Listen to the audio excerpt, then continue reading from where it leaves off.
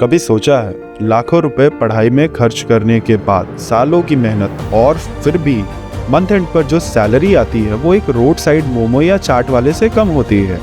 ये सुनकर अजीब लगता है, पर ये एक सिर्फ फीलिंग नहीं, आज की इकोनॉमिक रियलिटी है। आज के वीडियो में हम ये समझेंगे कि क्या सच में एक कॉरपोरेट एम्प्लॉय से ज़्यादा एक रोड साइड वेंडर कमाता है।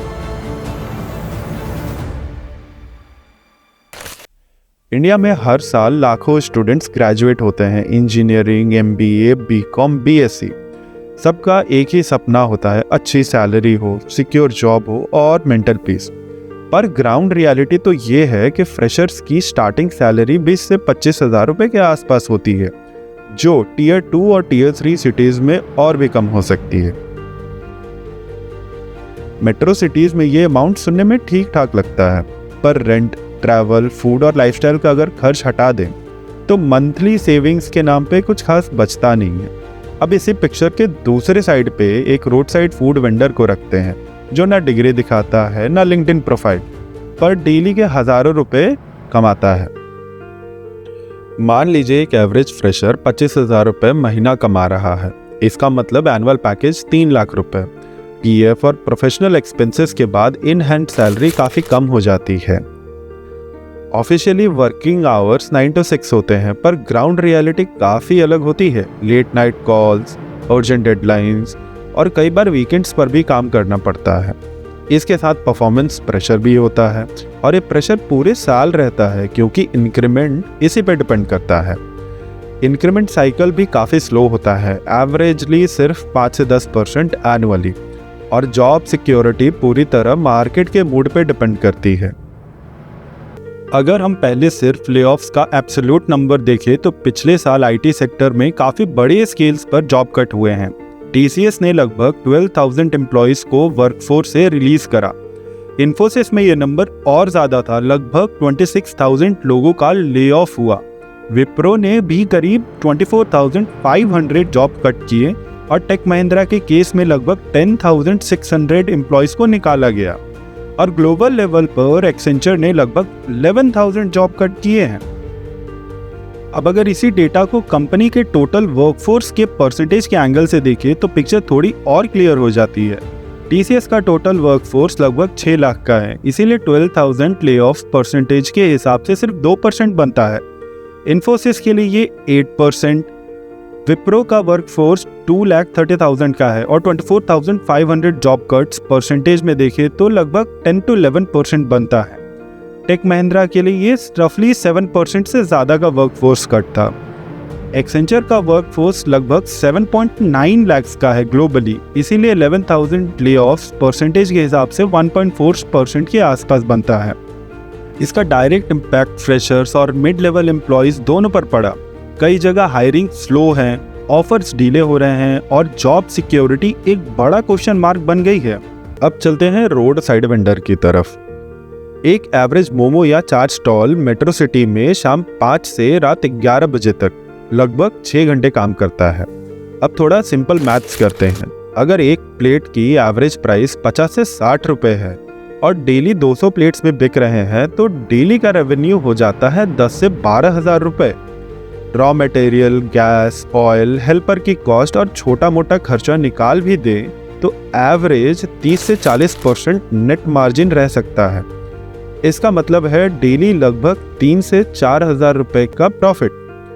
अब इसी का मंथली हिसाब लगाएं तो ये अमाउंट पहुंच जाता है 90,000 रुपये से 1,20,000 रुपये के आसपास।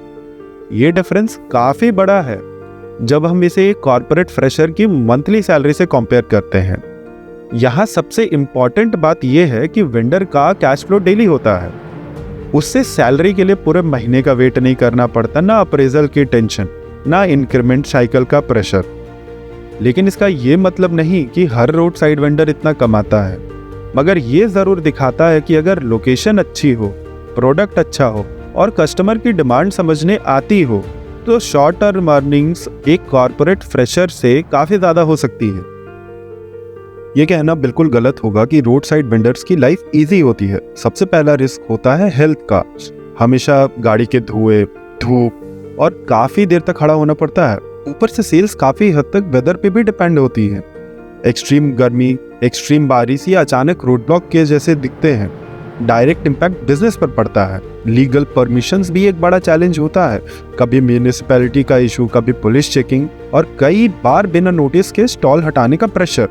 सोशल रिस्पेक्ट के एंगल से भी देखे तो रोड साइड वेंडर को आज भी सोसाइटी में उतनी इज्जत नहीं मिलती जितनी एक सैलरीड कॉर्पोरेट एम्प्लॉय को मिलती है। इसके अपोजिट कॉर्पोरेट में सोशल वैलिडेशन ज्यादा होता है। मैं आईटी में काम करता हूँ, ये सेंटेंस आज भी एक स्टेटस सिंबल माना जाता है।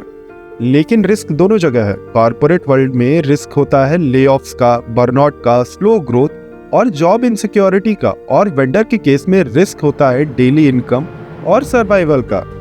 वेंडर का रिस्क हाई होता है और इसीलिए पोटेंशियल रिटर्न भी हाई हो सकता है। High risk high reward. पर एक बात क्लियर है, हर रोड साइड वेंडर 1 लाख रुपए महीना नहीं कमाता। इनकम डिपेंड करती है लोकेशन, प्रोडक्ट क्वालिटी, प्राइसिंग और कस्टमर की डिमांड पर। अब सवाल ये है कि ये गैप आखिर बनता ही क्यों है। इसे सिंपल शब्दों में अगर समझने की कोशिश करें तो ये सप्लाई और डिमांड का गेम है। White collar job aspirants India में बहुत ज्यादा हैं। हर साल मिलियन ग्रेजुएट्स होते हैं, इसीलिए सैलरीज पर प्रेशर रहता है और ग्रोथ स्लो होती है। दूसरी तरफ reliable street food vendors comparatively काफ़ी कम होते हैं। डिमांड हर शहर, हर एरिया में होता है, इसीलिए अच्छा वेंडर अपनी जगह बना लेता है। कैश इकोनॉमी, लो इन्वेस्टमेंट और फास्ट रिकवरी वेंडर को शॉर्ट टर्म एडवांटेज देते हैं, जबकि कॉर्पोरेट में कॉलेज फीस जैसे हेवी कॉस्ट रिकवर होने में काफ़ी साल लग जाते हैं, क्योंकि स्टार्टिंग सैलरी और इंक्रीमेंट्स दोनों लिमिटेड होते हैं। इस वीडियो का ये मतलब नहीं कि सब कॉर्पोरेट जॉब बेकार हैं या सारे रोड साइड वेंडर्स अमीर हैं। लॉन्ग टर्म में कॉर्पोरेट्स लर्निंग, एक्सपोजर और स्केलेबिलिटी देता है, और वेंडर्स के लिए स्केल करना मुश्किल होता है जब तक ब्रांड चेन ना बने। असली सवाल ये नहीं है कि कौन ज़्यादा कमाता है, बल्कि ये है कि हम सक्सेस को कैसे डिफाइन करते हैं। डिग्री से या इनकम से, सेफ सैलरी से या कैलकुलेटेड रिस्क से। आज के इंडिया में अपॉर्चुनिटी दोनों जगह है, बस नज़रिया बदलने की ज़रूरत है। अगर आपको ये रियलिटी बेस्ड कंपैरिजन पसंद आया हो तो वीडियो को लाइक और शेयर कीजिए और कमेंट्स में बताइए आप किसे चूज़ करेंगे।